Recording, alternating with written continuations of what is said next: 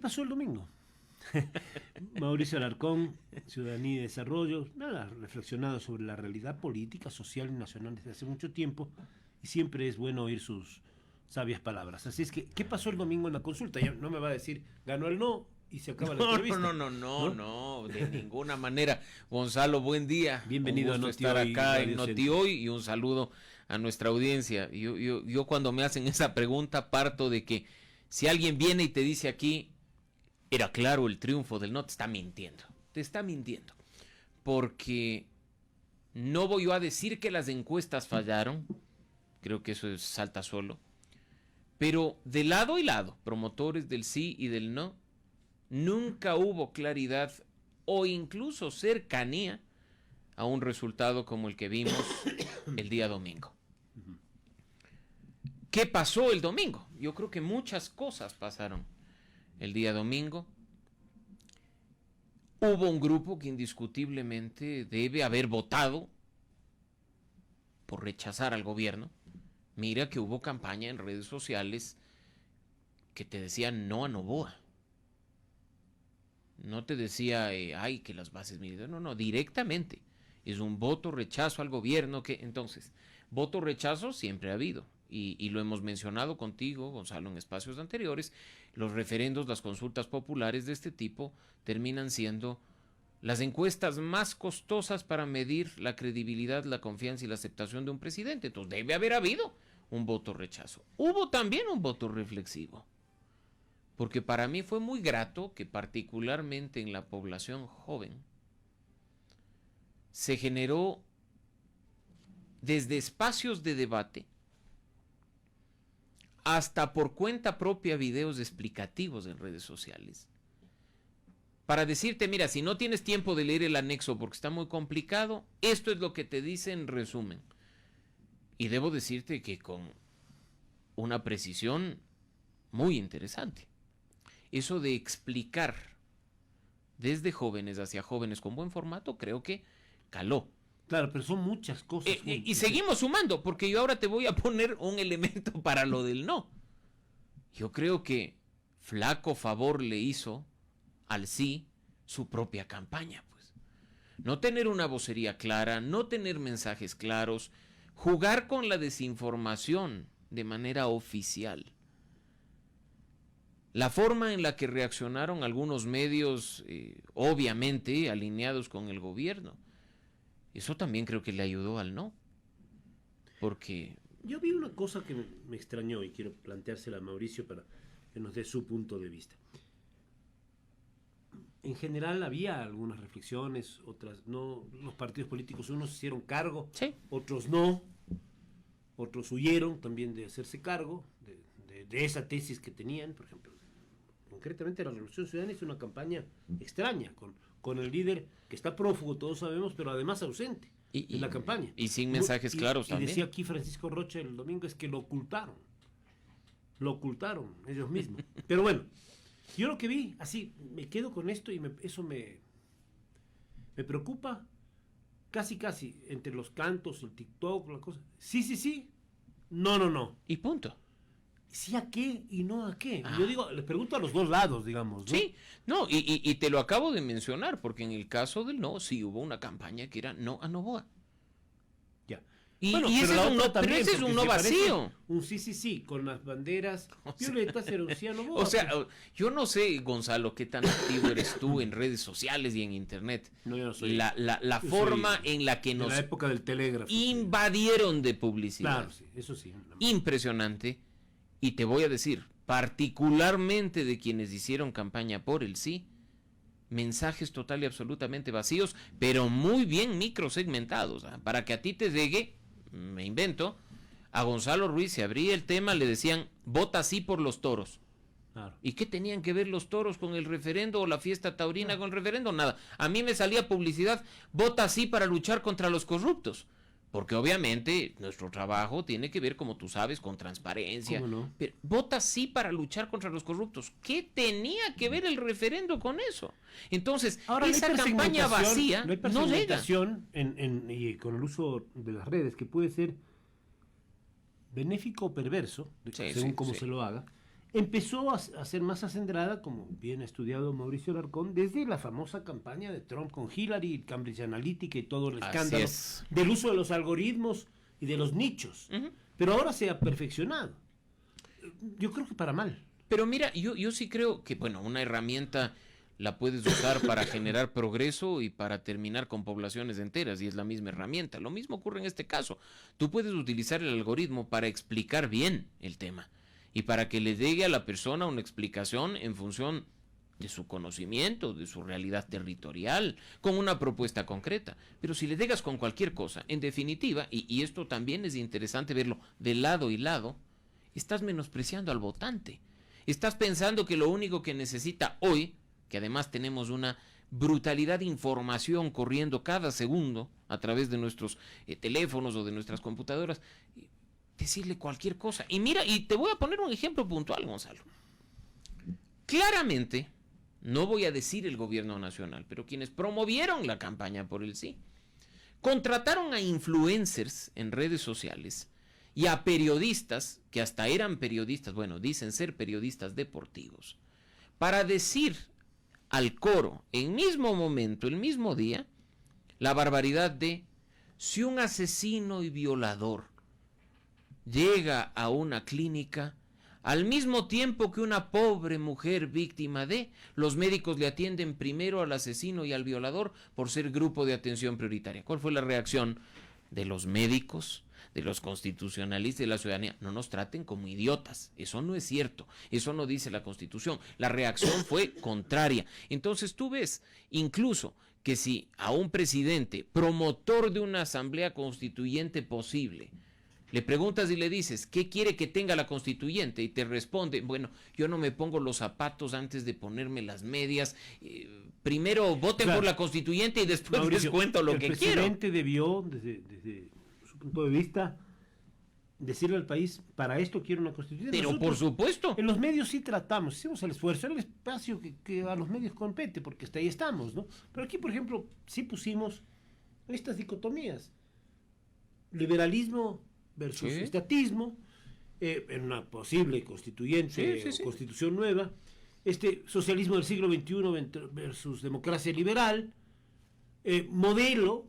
El modelo económico lo tuvieron aquí, así es. Pues, tratamos en algunas ocasiones, pero ese es un espacio dentro de yo por eso digo también el gran tema, y bien complejo, es el mar espeso de las redes sociales, con las granjas de bots, con los trolls, así es, con los anónimos, nadie sabe quién es, ¿no? Habló y fue una cuña bien elaborada, la del cóndor famoso, ¿no? Porque era bien hecha, me refiero desde el punto de vista técnico, audiovisual. Exacto.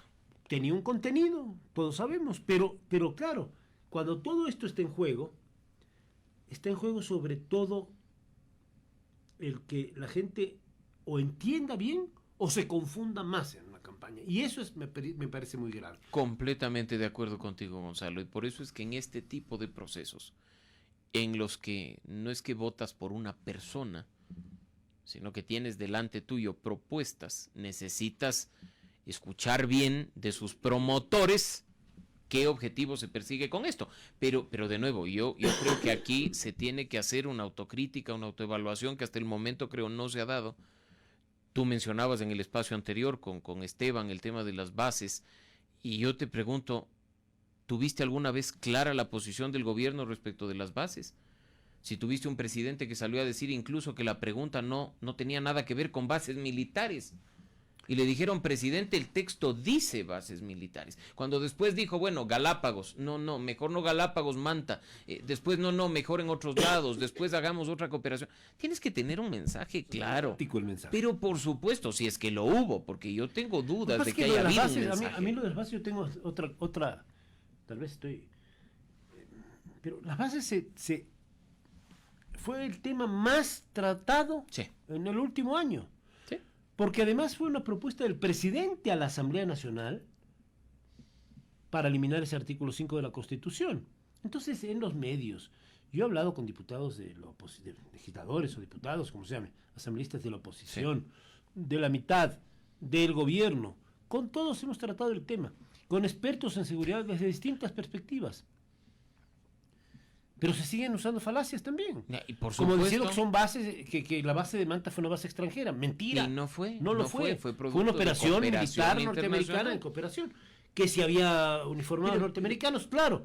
Pero mira la claridad de tu mensaje, Gonzalo. Ah. La claridad de tu mensaje es en 3 segundos puedes decir las cosas. ¿Por qué darte tantas vueltas? ¿Por qué no explicar qué es lo que quieres? Yo coincido con lo que decía Esteban Santos hace un momento, y también lo he dicho en múltiples ocasiones. Para un fenómeno transnacional, la respuesta tiene que ser transnacional. Pero mira que parece que el gobierno sí lo entiende, que el mismo domingo en la mañana manda el mensaje en el que en definitiva dice, no, sí, con la Constitución de Montecristi y con la cooperación sin bases, hemos capturado a Pipo en España. Entonces, él mismo te está reconociendo que aunque se ha quejado, cuentan igual con herramientas, no serán las mejores, pero si las tienes disponibles, úsalas. Pero a ver, hay convenios firmados. Así es. Lo del presidente Moreno, lo de Lazo, la visita de la señora Noel. Así en fin, eso va a continuar y tiene que continuar. Y mencionábamos también en un segmento anterior Brasil. A Brasil interesa tener control del norte de ese inmenso país donde opera el famoso Comando Vermelho, que a propósito fue y que se está expandiendo, una matanza espantosa en Río de Janeiro y que se está expandiendo. Ahí operan y llegan al Ecuador, llegarán pues seguramente, y llegan a Colombia, llegarán en toda la zona de Leticia y a Venezuela. Y tú también mencionabas un tema para quienes no se conectaron desde el primer momento, ratificar lo que ustedes hablaron en el espacio anterior.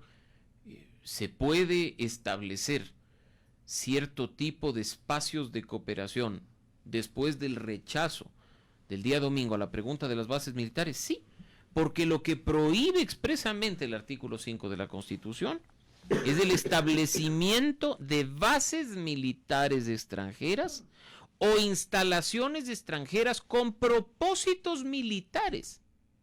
Tú mencionabas el tema de Homeland Security. ¿Puede Homeland Security venir acá, establecer una oficina, como lo ha hecho la DEA, Claro. y trabajar en coordinación y en cooperación con las autoridades locales? Por supuesto que sí, y no se está violando el artículo 5 de la Constitución. Preguntémosle a la policía local si la cooperación con Interpol, si la cooperación con la DEA mismo no ha sido eficaz también para su trabajo. Pero por no supuesto. Hoy, en estos años, porque la policía viene tratando el tema del narcotráfico no de ahora, pues hace Décadas, 40 años. Décadas, así es. En el Ecuador, ¿no? No olvidemos que uno de los grandes narcotraficantes ecuatorianos fue jefe de Pablo Escobar. Increíblemente. Está en el libro de Pablo Escobar. Está increíblemente clarísimo, ¿no? sí. Pablo Escobar, el gran Pablo Escobar, el de las series de televisión y todo, tuvo un ecuatoriano como jefe, es verdad. Es verdad. Bueno, pero volviendo al tema del domingo, ¿cómo asimila la clase política? ¿Cómo asimilan unos y otros? ¿Cómo asimila el gobierno? ¿Cómo asimila la oposición? Por ejemplo, yo tuve aquí una reflexión, me pareció muy sensata, de Gustavo Vallejo, presidente del Partido Socialista. Dijo, esto no es un triunfo del Partido Socialista, ni de tu partido tal otro. Hay un conjunto de actores sociales que votaron por el no. ¿Y es porque pensamos así? Bueno, la democracia es discrepar, pues, ¿no? Y está muy bien. Me pareció muy sensata la postura. Y creo que es una postura debe ser dura, pero la postura sensata. Mira que siempre se dice, ¿no? La derrota es huérfana y la victoria tiene muchos padres. Gustavo Vallejo no quiso apropiarse de la victoria. Fíjate. Yo veo, más bien, de quienes promovieron el no, con excepciones, que ya las vamos a mencionar, una actitud bastante extraña de no querer adjudicarse la victoria y de más bien reconocer el mérito de la ciudadanía. Eso es extraño porque sabemos lo mezquina que puede llegar a ser nuestra clase política. Declaraciones similares a las que tú has mencionado, yo le he escuchado al alcalde Pavel Muñoz de la Revolución Ciudadana. Les he escuchado también a personas de Unidad Popular que estuvieron por el no y que dicen, esto es una ganancia del pueblo. Nosotros por ejemplo, colaboramos, hicimos campaña, sí, pero tienes del otro lado, dentro de este mismo grupo, a una persona que tan pronto se conocen los resultados, arma una fiesta e intenta adjudicarse parte de la victoria, con oposición incluso a la interna de su movimiento y con reacciones total y absolutamente negativas que le obligan a desaparecer para después seguir confrontando a la interna. Me refiero a la señora González, ¿no? Entonces, siempre va a haber este tipo de excepciones. Yo me quedo, como tú dices, con lo positivo, con quienes reconocen que el triunfo del no es adjudicable a una organización política, que ha sido producto de una suma de cuestiones desde la ciudadanía, desde la organización social. Del otro lado, Gonzalo, a mí sí me preocupa que quienes promovieron el sí, que no fue solo ADN, porque bastaría revisar lo que dice... Ya no creo. Por ejemplo. Bueno, las declaraciones... Hay que votar sí. Las declaraciones... Pero ahora los asambleístas están diciendo otras cosas, ¿no? El mismo Alfredo Serrano, al que vamos a tratar de entrevistar algún momento, porque está haciendo una serie de temas llamando la atención al gobierno. Ahora, a mí sí me llamó la atención, sí, ayer, decir, cuando hay esta reunión de la Asamblea, que era muy esperada, por cierto, después de los resultados, oír decir al propio presidente de la Asamblea, Nils Olsen, no, aquí no hay una derrota. ¿Qué es lo que pasó el domingo? O sea, yo entiendo que no se acabó el mundo, pero las derrotas políticas existen, pues. Mira, voy a robarte el comentario que hiciste tras micrófonos a propósito de la coyuntura. Es como que el técnico de la selección de Nueva Zelanda, después de haber perdido ayer con Ecuador 2-0, salga y diga, esto no es una derrota porque solo nos hicieron 2 goles. Es exactamente igual. Yo creo que el 4 goles. Bueno, y con el antecedente de que el año pasado, y ese video ha circulado de manera bastante jocosa en redes, el propio presidente dijo pues que cuando era niño le enseñaron que 4-0 es ganar por goleada. Entonces, bueno, las cosas cambian en la política. O sea, yo no digo que el presidente Olsen ni meta la cabeza abajo del escritorio, ni nada, asuma el tema. Tiene el gobierno y la asamblea como está, tienen 3 años y medio de trabajo por delante. Tampoco me parece a mí aceptable. Ayer estuvo aquí Natasha Rojas y dijo, paso al costado del gobierno. No. Perdió mira, el gobierno y perdió, de acuerdo. Tenemos un gobierno electo para 4 años, claro, que entró en funciones el 24 de mayo. Y hasta el 2029 debe cumplir con su plan de gobierno. Lo que los ciudadanos queremos, y creo que ese es uno de los mensajes que se transmitieron con el resultado del domingo, es gestión y acción. Sí. Trabaje. No nos vuelva a llamar a las urnas si no es necesario. Trabaje y gestione. Y de nuevo, lo que no quiero dejar sin cerrar del punto anterior, te digo, no es señal de debilidad salir a reconocer una derrota. No. Yo creo que es una señal de madurez política que a ciertos actores de nuestro país les falta, ¿no? Porque ya además podríamos ver a los que estuvieron ya casi, pero con la candidatura segura, que salieron a dar declaraciones con una solvencia de que ya se veían en la constituyente, salir a decir, bueno, no preveíamos este resultado, en buena hora por los que lo lograron. Algunos voceros lo han hecho. A mí me parece honrado decir que no preveían el resultado, porque la verdad de las fuentes que... De ningún lado se preveía este resultado. Había el tema de la primera pregunta apretada, alguna duda en la cuarta, pero así...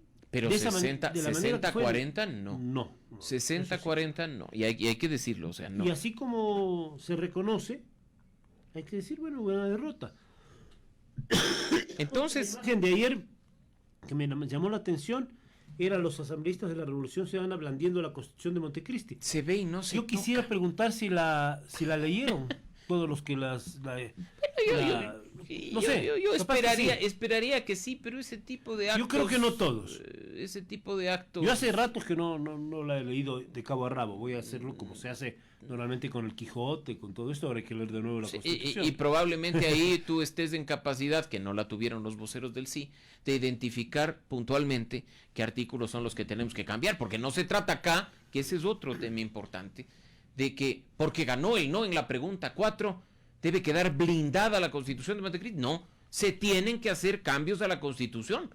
Mauricio, esta mañana le pregunté exactamente lo mismo a Henry Cucalón. ¿Se puede, hay espacio político, o, bueno, no sé si este momento, pero oportunidad tal vez no es la mejor hoy, ¿no? Pero para decir, hay unas reformas constitucionales que se pueden hacer por la vía de la Asamblea Nacional, tengo mayoría o voy a procurar una mayoría para esto y voy a proponer. Ahí habrá que ser muy finos en cómo se propone una reforma, porque lo que no cierra la votación del domingo es el espacio a ninguna reforma nunca más. No, de ninguna manera. Entonces, mira, hay espacio político para eso. Pero mira, Gonzalo, ¿puede tener el gobierno músculo para eso? Voy a partir de esto último. No es que puede tener, ya lo tiene y ya lo tuvo. La pregunta 2 sobre el financiamiento a las organizaciones políticas, ¿quién la propuso? Daniel Noboa. ¿Cuándo aprobó la Asamblea Nacional el tema que entró al referendo del día domingo? En este periodo. Claro. ¿Quién tiene mayoría en la comisión de enmiendas que aprobó? ¿Quién tuvo mayoría en la comisión de enmiendas que aprobó esa pregunta y ese anexo? El gobierno. Llegó a la papeleta. Lamentablemente llegó con deficiencias, mal redactada, con errores, pero llegó. Capaz que lo óptimo en este caso es pensar en ese camino, pero sin tanta autosuficiencia. Desde luego, de los temas sobre los cuales el pueblo se pronunció, no, este rato proponer lo contrario no. De acuerdo, pero hay otros aspectos que sí. Pero yo voy a aprovechar este espacio, que sé que muchas personas del gobierno escuchan, Gonzalo, para hacer una propuesta puntual. Gobierno nacional, no gaste más recursos en temas electorales que los que ya están previstos gastarse. Tenemos un proceso electoral fijo en febrero de 2027. ¿Le preocupa la mayoría en la Asamblea para lo que requiere un tipo de cambio constitucional? Bueno, esperemos a ver qué pasa. Pero de una vez, pensando en febrero del 27, 2 temas, presidente y señores del gobierno. Primero, saquen la mano de la justicia que por referendo Rafael Correa metió en 2011. No necesitan pasar por la Asamblea. Si quieren depurar la podredumbre judicial, si quieren mejorar lo que está pasando en la justicia. Si hay manos buenas o manos malas en la justicia. Trabajemos. No hay que meterle las manos a la justicia, nadie. Trabajemos en una alternativa que nos permita cambiar y depurar el sistema de justicia y pongámosla en referendo en febrero del 27. Eso no pasa por la Asamblea. Y segundo punto. Eso es una reforma interesante y buena y si necesaria. La ciudadanía, por eso digo, y tengo 2, si la ciudadanía, Gonzalo, ya le mandó un mensaje a la clase política diciéndole que el problema en la Asamblea no es de cantidad, sino de calidad, vamos a la reforma del sistema de partidos. Que la Corte Constitucional ya le dijo a Guillermo Lasso, no necesita pasar por la Asamblea. Nos la preguntaron, mal preguntada, y perdió el señor Lasso, pero trabajemos para en febrero preguntarle a la ciudadanía si depuramos el sistema de partidos, si lo fortalecemos, si generamos a la interna de las organizaciones políticas verdadera meritocracia para que se pueda proponer como candidatos a los mejores. Ahí está, no topemos la Asamblea, Gonzalo, 2 temas. Mauricio trabajemos. Pone sobre la mesa un tema que me parece fundamental. Y yo, desde los años que llevamos proponiendo temas de cambios, lo que era antes la ley de partidos, la ley de elecciones, ahora el Código de la Democracia, creo que el mejor momento para proponer una reforma es cuanto más lejos esté de la próxima elección. Ahora tenemos una elección en 2027. Hay tiempo suficiente como para que esa reforma no se contamine de la coyuntura política. Todavía no sabemos ni quiénes van a ser candidatos a prefectos, a alcaldes. Hoy es el momento para hacerlo, pero hay que hacerlo de modo responsable. Y la dejamos para después para no gastar más plata, ¿no? Ahí podemos disminuir el número de partidos y organizaciones. Por supuesto. Podemos distinguir entre lo que es un movimiento y un partido. Fíjense que las principales podemos fortalecer el sistema de transparencia en el financiamiento de la política. Claro. Para no decir simplemente quitémosle los fondos públicos, sino asegurarnos de que no entre la mano del narcotráfico, del crimen organizado o de la corrupción a un partido, ¿no? Ni tampoco de las grandes fortunas. Porque no es eso, pues. A ver, si la política puede ser hecha por ciudadanos militantes que aportan, no sé, voy a decir cualquier cosa, $10 al año para hacer campaña, pues está muy bien. Eso sí se puede hacer y organizar. Nosotros trabajamos a través de nuestro observatorio de financiamiento de la política este tema. Y con varias organizaciones políticas.